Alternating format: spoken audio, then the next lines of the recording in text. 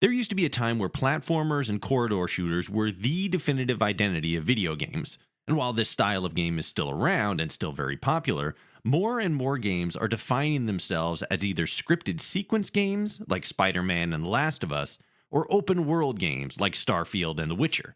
Open world games specifically have just completely dominated the industry and continue to be one of the biggest draws for most players as it allows them the greatest level of freedom during gameplay. But even then, there's a further difference. Why does an open world game like The Elder Scrolls or Cyberpunk feel so different from other games like Star Wars Outlaws or Elden Ring? There are a million answers to this question that are all in their own regards correct, but for me, I think the biggest difference is the immersiveness of livability, or rather, how little the player has to think about what actually living in this world would be like, because that's part of the gameplay. Minecraft is probably the perfect example of this concept. Players don't have to think about what the real life implications of living in this game world are because they're already experiencing it. You have to build a shelter, manage your sleep and hunger, fend off enemies, gather resources, survival elements that we've seen echoed but also further enhanced in other games.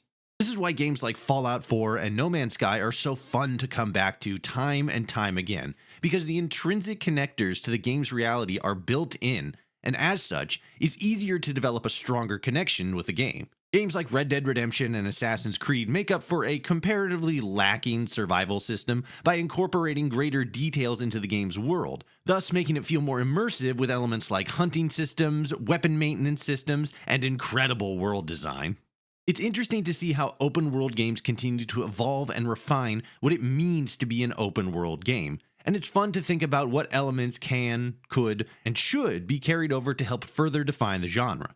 Will State of Decay 3 incorporate dramatic weather systems that can impact your health?